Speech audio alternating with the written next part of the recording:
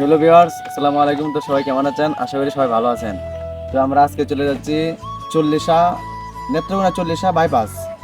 তো দেখাবো আপনাদের যে কেমন হয়েছে, জায়গাটা কেমন।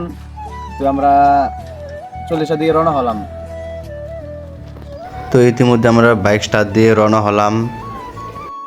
তো আমরা এখন চলে এলাম শীতলং বিলে। শীতলং বিলের রাস্তাটা একটু খারাপ, যেহেতু আমরা আস্তে আস্তে করে গাড়ি দিয়ে চলে যাচ্ছি। যদি কর্তৃপক্ষ যদি রাস্তাটাকে একটু নজরে দেখতো তাহলে রাস্তাটা অনেক ভালো হতো, এবং আশেপাশে যারা লোকজন চলাচল করে এই রাস্তা দিয়ে তাহলে অনেকটা ভালো হতো তাদের জন্য।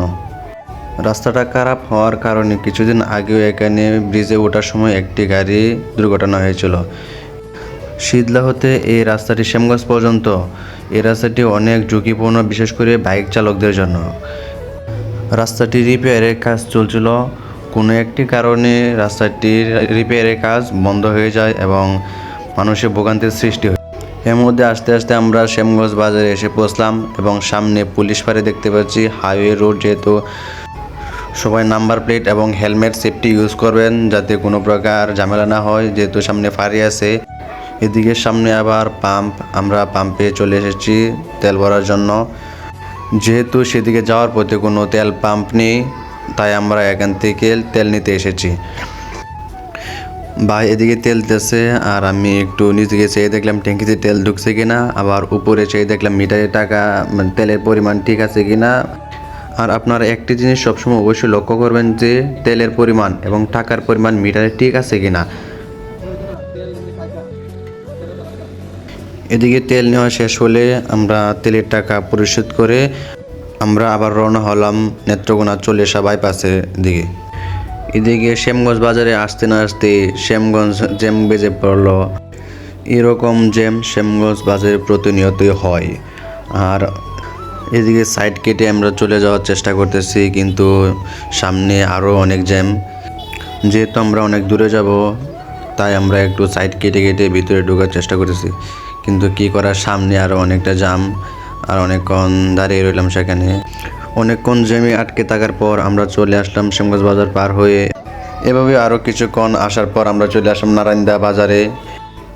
যদিও রাস্তাটা অনেক ফাঁকা, কিন্তু আমরা যাচ্ছি মোটামুটি ধীরগতিতে। নারায়ণদা বাজার পার হয়ে কিছুক্ষণ আসার পরে দেখতে পাই বাম দিকে বাইপাস রোড, আর সেদিকে আমরা রওনা হলাম। আর এদিকে জায়গাটা বেশ সুন্দর।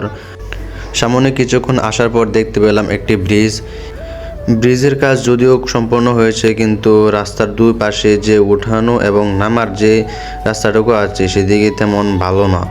বড় এবং ছোট গাড়ি ওঠানামা করতে একটু অসুবিধা হয়। এভাবে কিছুক্ষণ আসার পর সামনে দিকে আমার এক বন্ধু সামনে দেখা হয়ে গেল এবং তারাও সেদিকে যাচ্ছে, আর আমরাও একসাথে গল্প করে যাচ্ছি। আর বাইপাস যে মেন জায়গাটা আছে সেটা এখান থেকে শুরু।